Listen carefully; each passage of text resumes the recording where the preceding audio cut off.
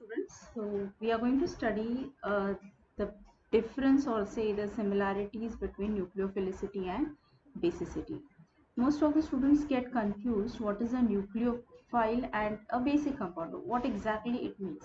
When I say nucleophile, for example, OH minus is a nucleophile, Br minus is a nucleophile. So what is common here? Minus charge, right? Similarly, when I'm talking about basicity, now basicity has different definitions. We are here going to talk about a Lewis space. So Lewis space is something that has a lone pair of electrons, and that is why it can donate an electron or abstract a proton. Okay, so what exactly is the difference? Now, what is common in both? Both are having negatively charged, right? Negative charge. So if both are having the same properties, why have we given them different names? That is what we have to understand first. Now the basic difference, very basic difference over here is base is a substance that reacts with a acid.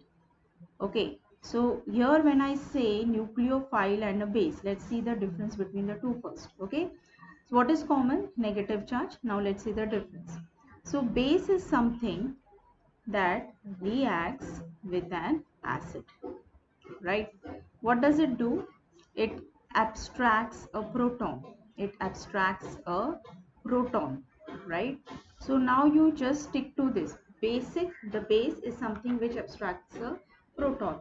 Whereas the nucleophile over here is the one which reacts with positively charged species. So what is that positively charged species? Positively charged species is an electrophile. Now we are talking about generally a carbon electrophile, carbon with a positive charge. Okay, so the basic difference is substance which attacks the electrophile or reacts with the electrophile is a nucleophile. Substance which reacts with the acid, abstracts a proton is a base. Okay, now let's see some example. Let's say we will take example of OH minus. Okay, now how OH minus can act as both acid or a base. So acid, or sorry, not acid, base or a nucleophile. So this is OH minus. If it reacts or if it abstracts a proton, this becomes a base. If it reacts with an electrophile, carbon electrophile, it becomes a nucleophile. So the same substance or the same species can act as a nucleophile or a base. Now, of course, there are different conditions whether this substance can have same nucleophilicity or basicity, whether a substance can be basic or nucleophile, both. Okay, for example, there is H minus. Now, H minus can abstract a proton, but H minus cannot react with the carbon nucleophile, electrophile. Okay, the reason is, I won't go much detail into this. The reason is the size of the H plus, H minus and the carbon electrophile. They belong to different periods, and H size is very small and carbon size is very it's comparatively large, so the overlap is not efficient, and hence the bond formation is not that great, and this reaction generally doesn't take place. So in spite of having a negative charge, it is only acting as a base and not as a nucleophile. Okay, now let's see what is the difference between the two. As I said, this is the basic difference. So if you really want to know what is the difference, just stick to this simple definition. Basicity or the basic substance is the one which reacts with a proton or abstracts a proton. Nucleophile is the one, or nucleophilicity is the one which reacts with a positive charge. Okay. Now when you talk about nucleophilicity, okay, nucleophilicity. So in simple words, what is nucleophilicity? It is the strength of the nucleophile. What is it? It is the strength of the nucleophile. Okay. So or we can say the reactivity of the nucleophile is called as nucleophilicity. Fine. Nucleophilicity is a kinetic term. Kinetic term. Okay. And if you're talking about basicity, I'll tell you what is a kinetic term. And when you're talking about basicity, basicity you can define it as extent to which a base reacts with proton. Okay, extent to which a base reacts with a proton. Okay, that is H plus. Fine. And basicity is a thermodynamic term. What is it? It's a thermodynamic term. Now let's see what do you mean by thermodynamic and kinetic term. Kinetics. Now when we say kinetics, what is kinetics related to? It is related to rate of a reaction.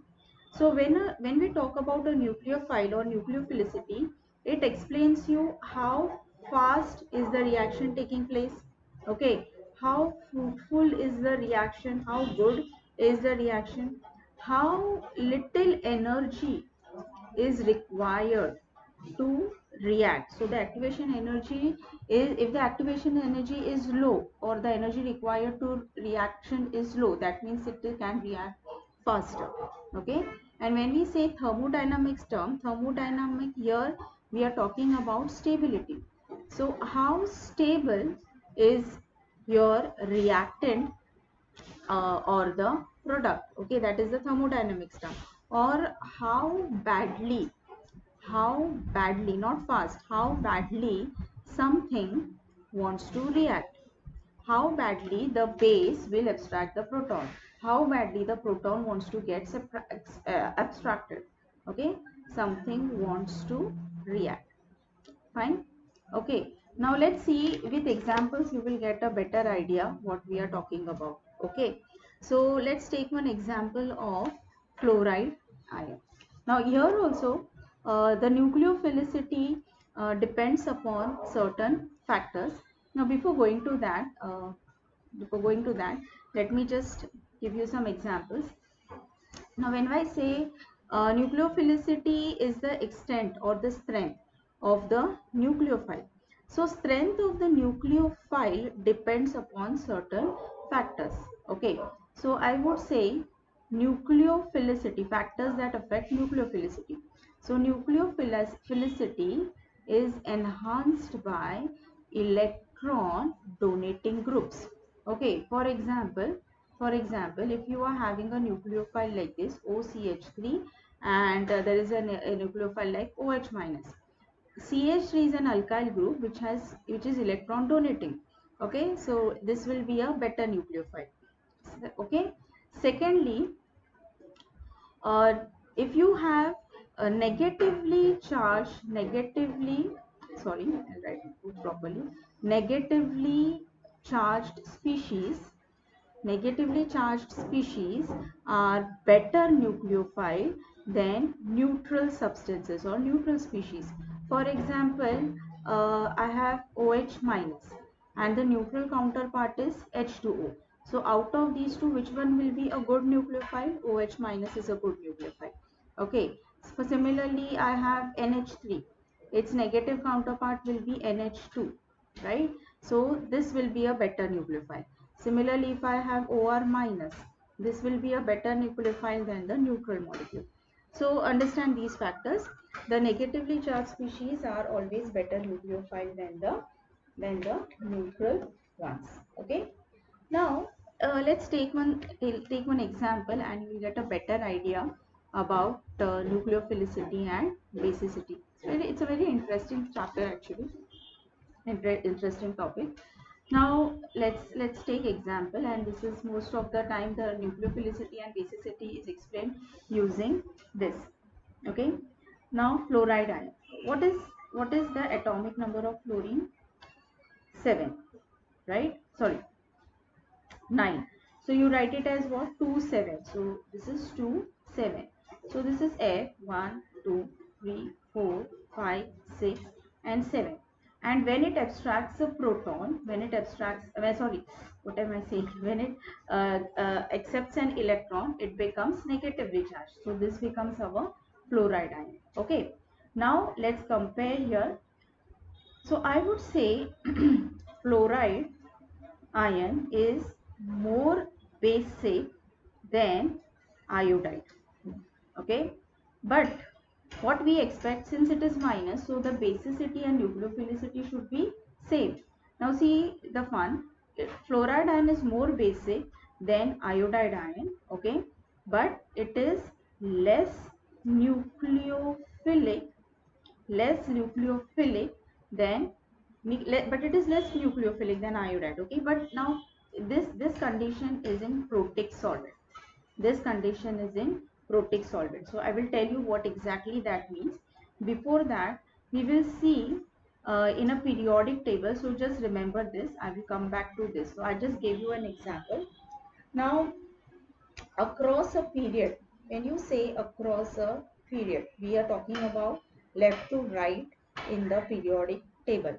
Okay, left to right in the periodic table. Now just look at this. I'll give you some examples. Now this is period, carbon period, then this is carbon, nitrogen, oxygen and fluorine. Okay, now let's take the nucleophiles, NH2, OH minus and fluoride minus. Okay, now across a period, what happens is, across a period, basicity decreases. Remember this, basicity decreases, very very important. So what does that mean? Across the period basicity decreases means your CH3 minus is more basic, okay, and F minus is less basic. This is across the period. Okay, now why this is so, why this is the difference? So let's see. Now if you remember, the atomic size of the elements decreases from left to right. So when the atomic size decreases from left to right, fluoride size is very small, okay, whereas comparatively CH3C is large. Okay, now if fluoride size is small, the negatively charged electrons, they are more attracted towards the nucleus. So it has, because of the smaller size, because of the smaller size, it has a strong nuclear charge. Okay, the attraction between the nucleus and the electron is very high. So once it gets this electron, the bonding is so strong that the fluoride doesn't want to give away that electron, because fluoride is an electronegative element, right? It is always looking for electron. So once it gets the electron, why will it want to give away that electron? Yes or no? So it doesn't want to give away that electron, give away the electron. Okay, if it is not willing to give away the electron, that means it will not be that reactive, because what is a basic substance? Okay, what is basicity? Basicity is that the electron should be available for protonation very easily. If it is not available for protonation, that means it is less basic. Similarly, in nucleophilicity, what we want? We want the nucleophile to give away its electrons, no, easily. And if it is not giving, then it is not a good nucleophile, right? So you can say that once that fluorine gets that electron, it becomes selfish. It becomes selfish. It will not want to give away its electron. So remember, fluoride is very selfish and it doesn't want to give away the electron. Whereas our carbon, okay, organic compound, very dildar. So carbon is a social worker. You can say social worker. So it is not like it will just take the electrons and keep it to itself. It is willing to give away its electron. Now why it is willing to give away its electron? Because of the larger atomic size. Because the electron is farther from the nucleus, the attraction is less compared to that of fluorine. So it doesn't hold the electron towards itself that tightly, and that is why it can give the electrons for the reactions. So in this case, we say that the basicity decreases from left to right. Okay, left to right. Also nucleophilicity also nucleophilicity decreases. Okay, so when you are talking about across the period, both the nucleophilicity and basicity are same. Remember this. Okay, so across the period, basicity decreases, nucleophilicity also decreases, and across the period, these conditions have no effect of the solvent. The solvent doesn't affect the nucleophilicity and basicity. Why I have mentioned this? Because now we are going to see down the group, and there the solvent has a effect. Okay, so this is the point that you need to remember. So when you get a question like which one is more basic or less basic, or so just look at the position of them in the periodic table, and that will give you the idea. So we say that CH3 minus is more basic than fluoride minus. I hope you have understood this. F doesn't want to give away electrons because of its smaller size, and carbon nucleophile can give the electron because of its larger size. Okay, so fluoride ion is less basic or less nucleophilic. Okay, I hope you have understood this concept. Now let's go for the next concept over here. uh, Now we spoke about the first this first one was across the period. Now let's talk about down the group. In a periodic table, the trends are always compared across the period and down the group. Now here I mentioned that it does not have any effect of the solvent. Okay, now down the group. Now if you're talking about down the group, so I will take this series. Okay, so let's talk about fluoride. So now down the group, let's talk about the halogens: chloride, fluoride, bromide. At the end I will give you this chart, and iodide. Okay, fluoride, chloride, bromide, and iodide. Now down the group, the basicity and the nucleophilicity is affected by a solvent, by a protic and non-protic solvent. Okay, so solvent has the effect.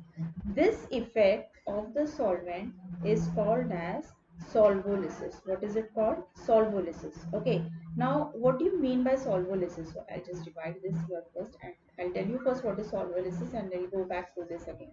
Okay, so what is solvolysis, and let's see what is a protic solvent. So when I say polar protic solvent, what does that mean? A solvent like this, I'll give you examples and you will get a better idea. Let's take examples of this. This is partially positive, partially negative, and it has a tendency to form hydrogen bonding. Yes or no? Okay, so something which forms hydrogen bonding will be called as what? Protic solvent. Are you getting this? So this is polar and this is protic. So the protic here stands for what? Hydrogen bonding. So H2O is a polar protic solvent. Methanol is a polar protic solvent. C2H5OH is a polar protic solvent. So any solvent in which hydrogen bond is present, it will act as a polar protic solvent. Are you getting this? Okay. Now, how does a protic solvent affects the nucleophilicity or the basicity? That is what we are going to see over here. Okay, so what happens over here is fluoride ion being a smaller size. Now what happens to the size? The size of fluorine is less, whereas iodine is more.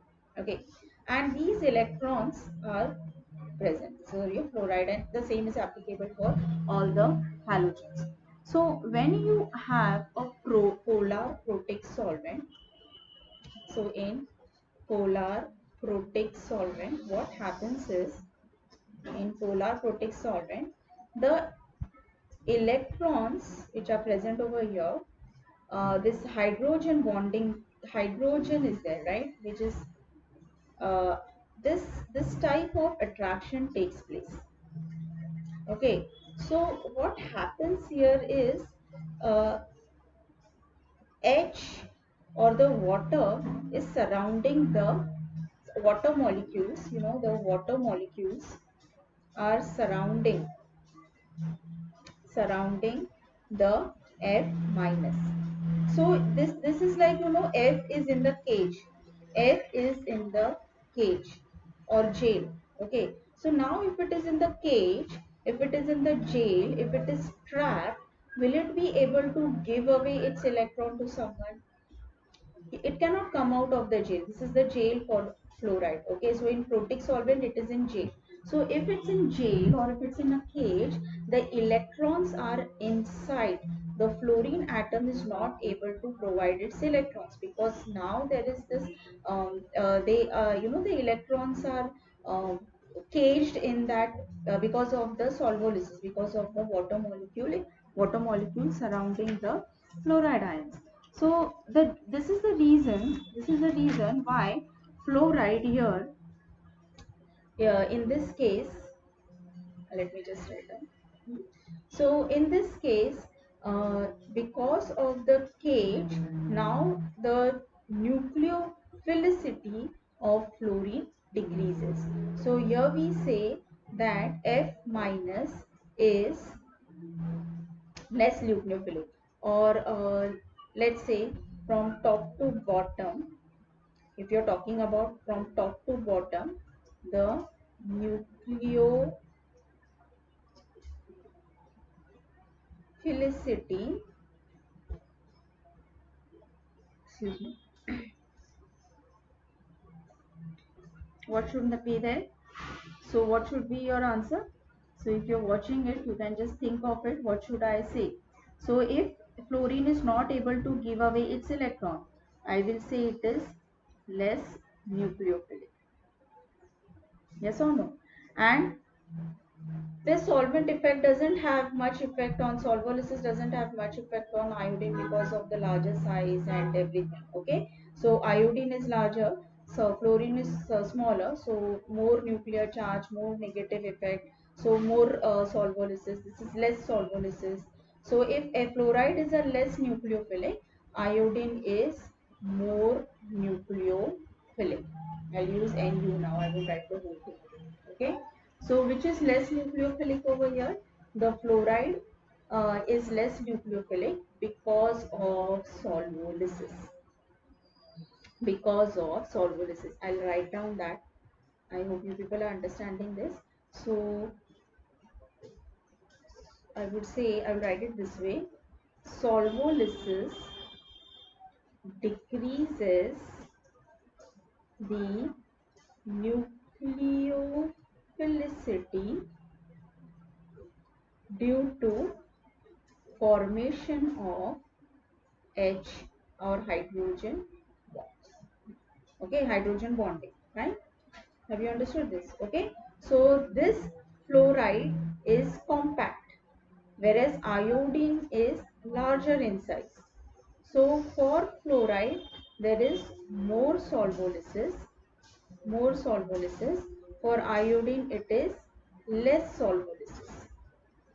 So more solvolysis means less nucleophilic. Less nucleophilic, and less solvolysis means more nucleophilic. Just remember this. Okay. Okay, now the same reason now you will see the funny thing about the basicity. Okay, so here nucleophilicity is what? The strength with which it can react with the electrophile. Yes or no? So nucleophilicity is the strength of the nucleophile, right? And more, if you it has more negative charge, it can be a good nucleophile. If it has less negative charge, it will be a weaker nucleophile, right? But now we say nucleophilicity is decreasing, but exactly opposite is with the basicity. But basicity, nucleophilicity increases from top to bottom, basicity decreases from top to bottom. What do you mean by that? So which one will be more basic now? So which one will be more basic? F minus will be more basic whereas iodide minus will be less basic. See, exactly opposite, exactly opposite. But this is applicable in protic solvent. Remember that, okay? This is applicable in protic solvent. Now, what is the reason behind this? Okay, the reason comes over here. Now, the nucleophilicity we had explained in terms of solvolysis, basicity we will explain in terms of size. So when the fluoride ion, which is smaller in size, okay, it is smaller in size. So if it is smaller in size, we say the fluoride ion or the electrons are more compact. Okay, so they are always looking out for that small proton.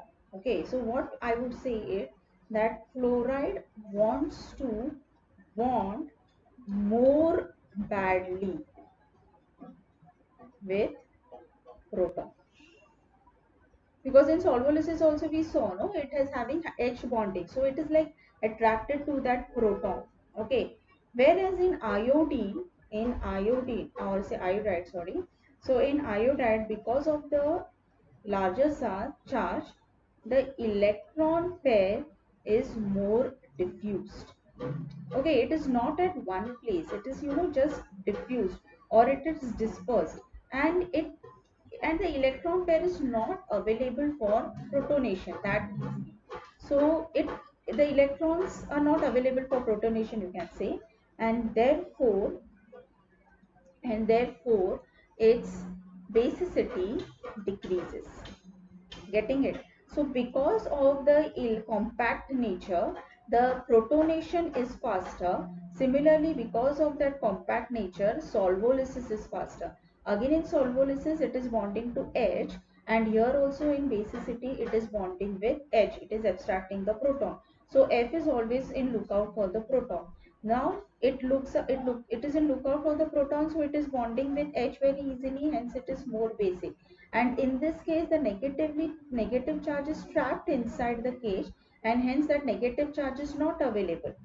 Getting it or not? A negative charge is not available for attack on the electrophile, and that is why this becomes less nucleophilic, but it is more basic.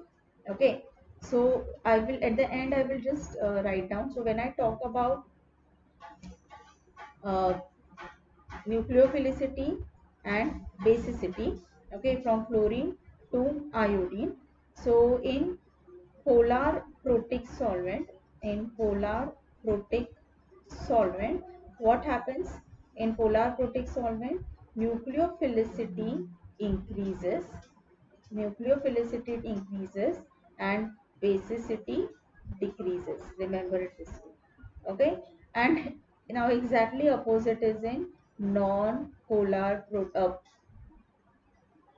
non-protic solvent. Okay, so or we can say aprotic solvent. It is called as, also called as what? Aprotic solvent. This is called as polar aprotic solvent. Okay, so if you have understood this, you can even answer this before I teach you. In a polar protic solvent, what is a polar aprotic solvent? So let me write it down. Polar aprotic solvent. Polar aprotic. So it is polar, but it is aprotic. Aprotic means there is no hydrogen bonding. Protic means what? There is hydrogen bonding. Aprotic, no hydrogen bonding. If hydrogen bonding is absent, no solvolysis. If solvolysis is completely absent, then it will have no effect on nucleophilicity. Yes or no? Okay. Some examples of polar protic solvents are DMSO, dimethyl sulfoxide. So it is like this. Okay. Then you have acetone. Acetone is very well known. So this is plus minus. So this is polar, but there is no hydrogen bonding. Hence it is aprotic. Then you also have DMF, dimethyl formamide. Okay, this is plus, this is minus, right? This is also plus, this is minus. So all three of them are polar, but they are aprotic. They are not having any hydrogen bonding.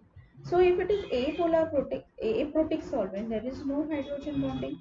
There is no solvolysis. So what happens to fluoride? What happens to fluoride? So in fluoride, no solvolysis. So what is it?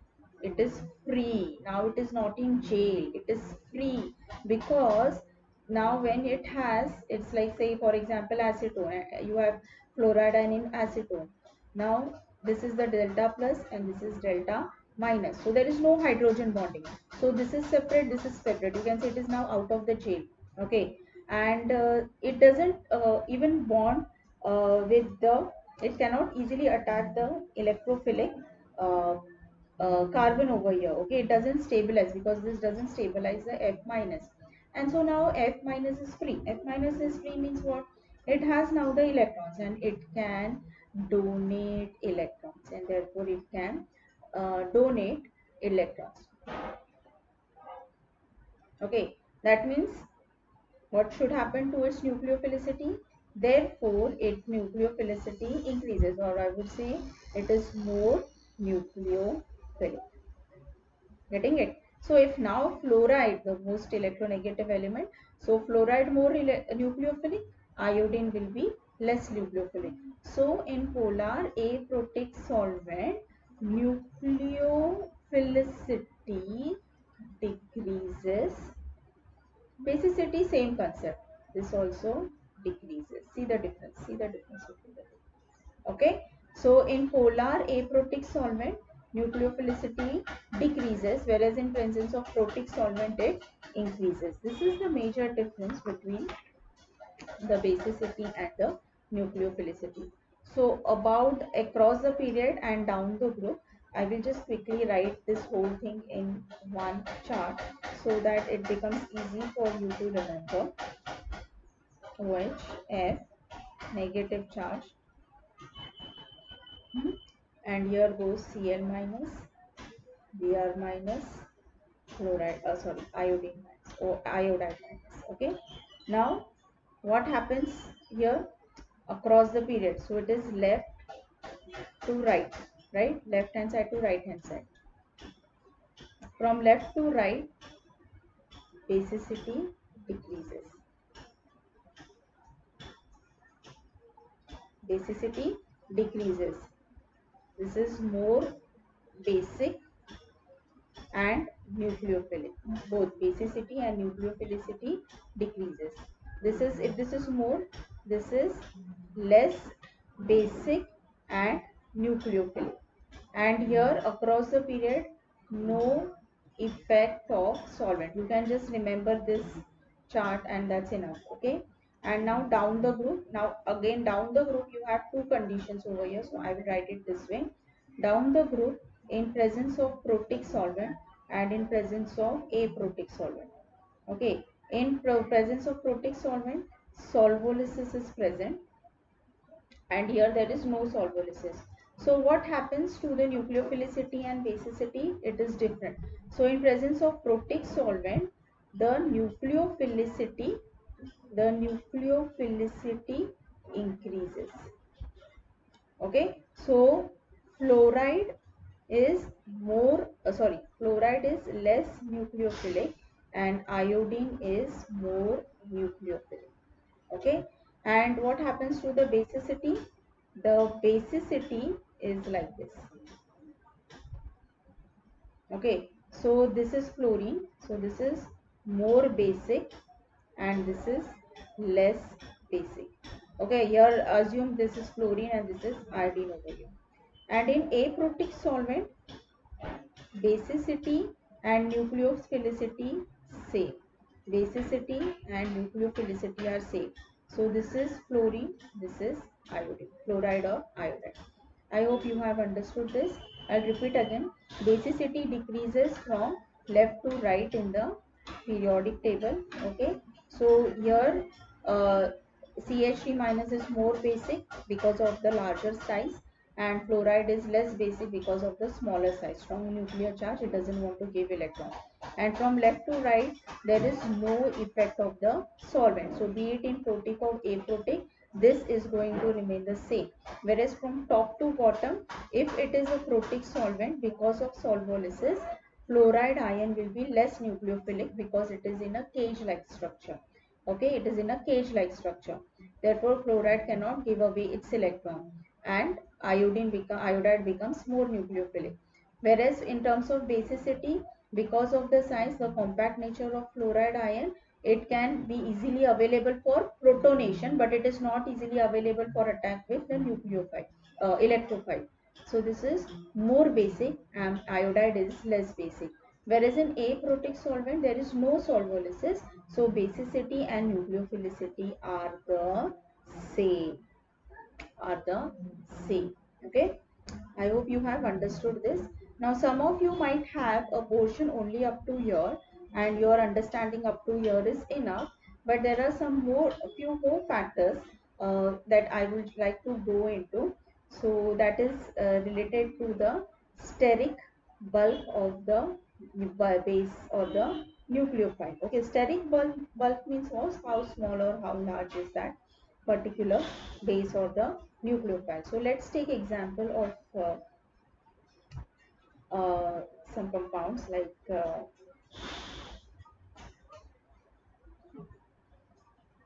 okay, this is CH3, CH2O. This is one. Okay, fine. So now if you look at this, these are your alkyl groups, electron donating groups. Okay, if they are electron donating groups, this electron charge on this goes on increasing. Fine. Now if I want to tell you about basicity and nucleophilicity, so see the fun. This we say that okay, the electron charge has increased, that means his basicity will be also high and the nucleophilicity will be also high, right? This is what first thing comes to our mind. But no, this is more basic, that is explained by the electron donating group. Negative charge increases, but it is least nucleophilic. Okay, and then this is first I will explain you why it is this. Okay, now suppose let's consider a reaction, something like uh, something like this. Okay, let's say this is Br, this is the carbon and this is the proton over here. Okay, now let's say we are reacting this with this type of species. So we are expecting that it should be both nucleophilic and basic. Now the thing is it is more basic. Now what happens is if it is a, okay, first I will write both the reactions when it is acting as a nucleophile and when it is acting as a base. Okay, so the species is same. Let's say when it acts as a base and when it acts as a nucleophile. What does a base do? Abstract a proton. This is the proton it is going to abstract. Okay, so if it abstracts this proton, okay, so this is nothing but an elimination reaction. So this proton is abstracted and this leaving group leaves and you get an alkene. What do we get? An alkene. Okay, and when it is acting as a nucleophile, what we are expecting over here is it should attack a electrophile. Now here when an electrophile, it's like your ascent to mechanism. This is your leaving group. If this group leaves, this is the electrophile that is going to be generated.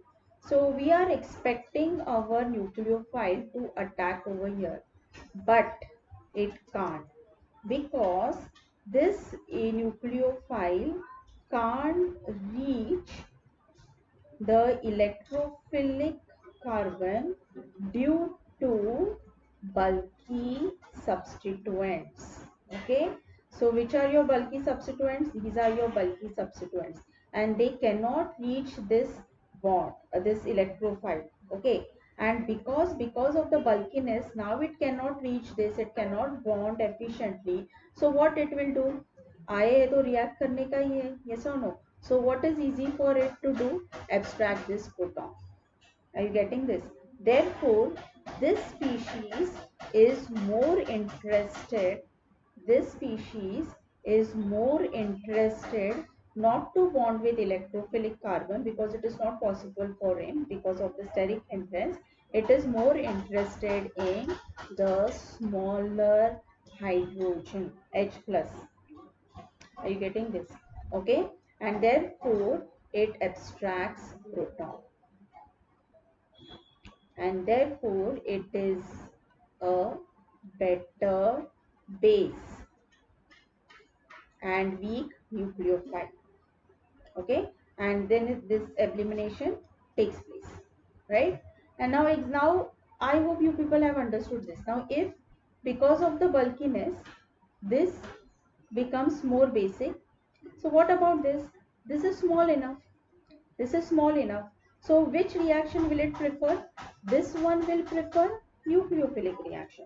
So now there is lot of space for this to attack the electrophile. So now if it can attack this carbon electrophile, why will it need that H plus ion? Yes or no? So in this case, it is I write here least basic and most nucleophilic. See the difference.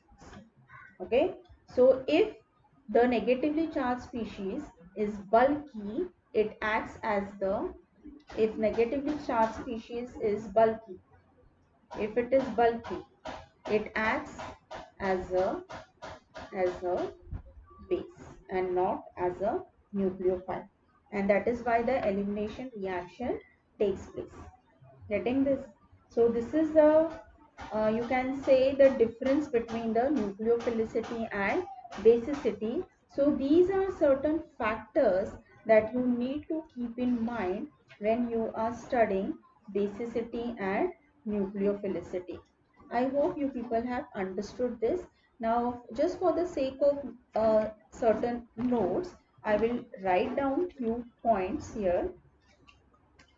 uh, I should have just pasted it instead of writing it, but let it be. I will just write the difference between the nucleophilicity and basicity. So if you are making notes, or if you are more interested in the difference, some points of difference you can note it down. Okay. So what is nucleophilicity? It is strength of nucleophile. Okay, basicity, it indicates the extent to which base abstracts a proton. This is the basic difference, students, always remember. Abstracts proton. Okay, strength of nucleophile, it reacts with carbon electrophile. Remember this, it reacts with carbon electrophile. Okay, and here this is more interested only in the proton. It can only abstract the proton. Fine. Okay, then we had studied that nucleophilicity is a kinetic term. I have already explained what is a kinetic and thermodynamics term, so I will just write it over here. This is a thermodynamic term. Okay, are you getting this? Fine. So here nucleophile attacks the electrophilic carbon. Mostly it is electrophilic carbon. Here it is more interested in the proton. Okay. Uh, the I would also write this here, since it is kinetic term, it affects the rate of reaction. Okay, and in this it affects the acid base equilibrium. Okay, acid base equilibrium, which is more towards the right hand side, this side. So for example, if I write this is my base and this is the acid, so the equilibrium set over here, it will take away this proton. Okay, so this will be BH and A minus, right? Okay, so this is the proton it has taken away. So this is the equilibrium and this is more towards the right hand side. Whereas in this case, if you have an electrophilic carbon and the nucleophile, it is mostly this type of reaction that we write. Okay, so in nucleophilic substitution, it is basically a leaving group is left, and see hydrolysis in your lower standards you have studied the hydrolysis reaction. Okay, so if you have OH, it gives, when it is aqueous OH, it gives you hydrolysis, that is nucleophilic substitution, whereas if it is a alcoholic OH, it gives you elimination reaction. So this is the difference. Okay, and few points I would, if you want, I can just write it down over here. Negative charge species are more nucleophilic than neutral. Okay, some points if you want you can note down. Across the group, across the period, basicity and nucleophilicity decreases. Okay, but down the group, down the group, if protic solvent and if it is aprotic solvent. Okay, down the group, if it is protic and aprotic, uh, if you want you can complete this statement also. What happens if it is aprotic solvent? If it is aprotic solvent, here the basicity and nucleophilicity decreases down the group. So F is more nucleophilic or basic, and iodine is less nucleophilic and basic. And if it is an aprotic solvent, if it is aprotic solvent, nucleophilicity increases. So F is, you can say, less nucleophilic, and iodide is more nucleophilic. And basicity, what happens? Basicity decreases. So here F minus is more basic and iodide minus is less basic. Okay, I hope you people have understood this. If you still have any doubts, you can just put the comment in the comment box. Thank you.